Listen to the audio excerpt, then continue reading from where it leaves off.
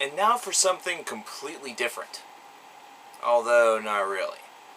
Coverkiller Nation, you guys know that I do have a fond affiliation with some indie rock and things like that, and I think it's time that we talk about one of these bands. Now, a couple weeks ago, we discussed the new Animal Collective album. Now we're going to go with something that is a little bit bigger as far as sales and popularity scope perhaps are concerned. We're going to talk about BABEL, the new release by Mumford & Sons, which was just released today. Although if you're watching this video, it's already past midnight here on the East Coast, so yesterday. Now, Mumford & Sons have achieved a lot of international fame and popularity due to their first release, Sigh No More. And whenever you listen to BABEL initially, the very first thought that may kind of come into your mind is this kind of feels a lot like Sigh No More, almost as though Mumford & Sons have decided to use a business-as-usual style philosophy.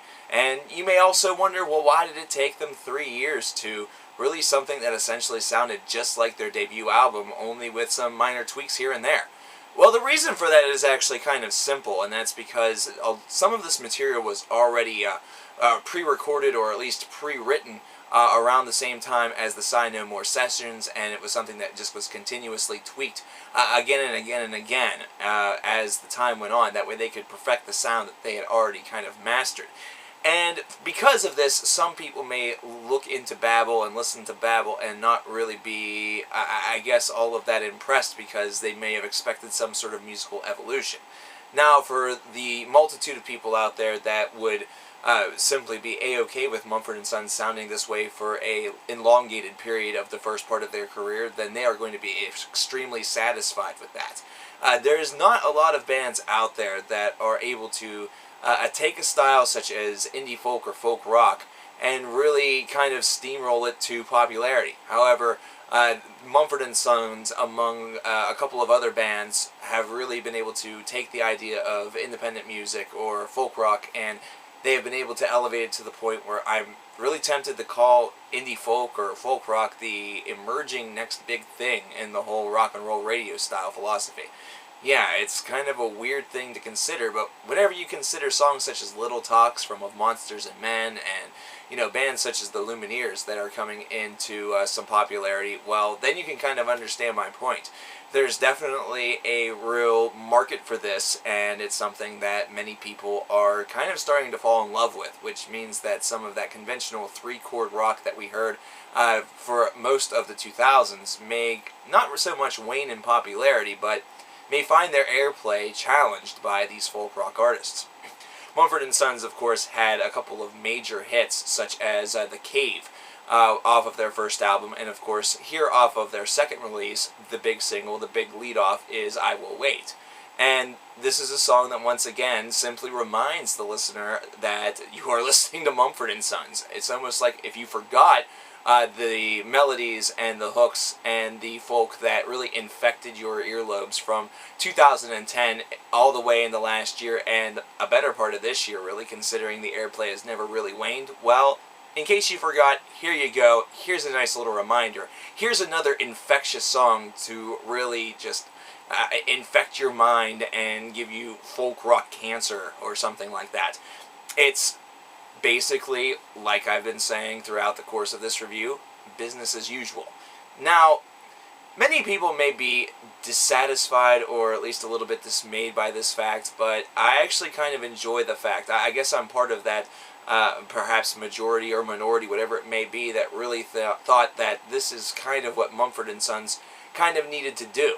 Whenever you have something like this that you are kind of, you know, front-running, you really need to, I guess, not so much stay the course, but at least make it sound a little bit bigger, kind of give it a little bit more of an oomph or an edge to it.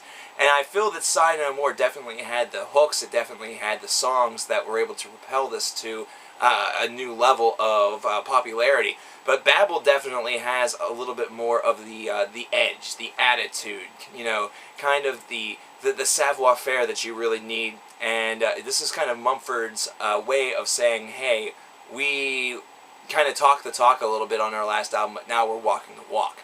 And this album definitely does that. I do find that there is some strength on this album in the fact that it does have that same pop to it, that same zing to it, but also it has a lot of soul to it. It has a lot of energy to it. This is something that you would really enjoy witnessing live. Speaking of something that you would really love to witness live, on the deluxe edition of this album, they do a cover of Paul Simon's The Boxer, which has always been a really treasured song for me.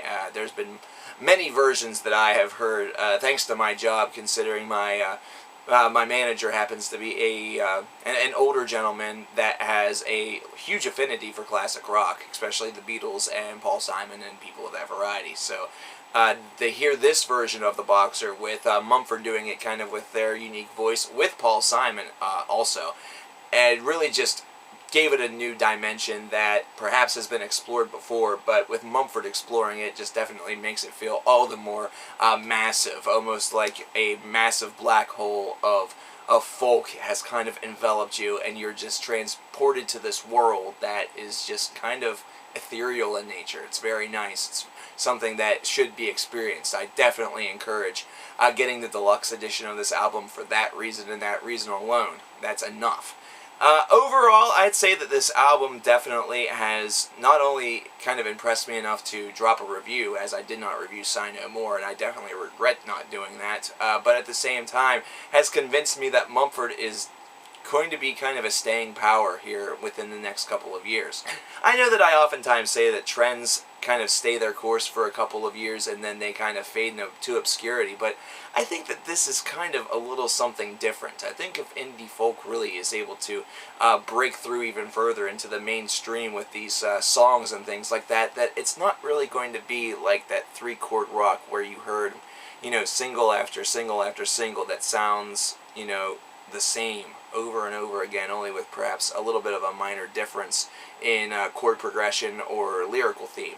I think that this is something that has the potential to have a little bit more of a power to it and maybe a little bit more variety, because this album may have that Sigh No More feel to it, but I have a feeling that with album number 3 that we're going to see Mumford & Sons do a little bit more of deviation, a little bit more exploration. Still have that trademark Mumford sound that we have kind of become familiar with, but I think that that will be the album where they kind of take that experimental leap. At least I hope so.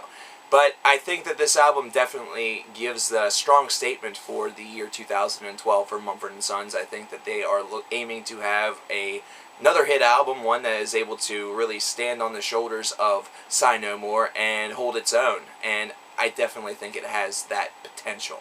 What do you guys think? Are you guys just confused that I'm doing a Mumford & Sons review? Or are you guys just enraged that I'm doing indie folk? Or are you guys genuinely kind of interested in this and have a valid opinion about it? Let me know in the comments. I really want to know what you think about this album. Mumford & Sons, BABEL would probably have to give it an 8. Like it. See ya.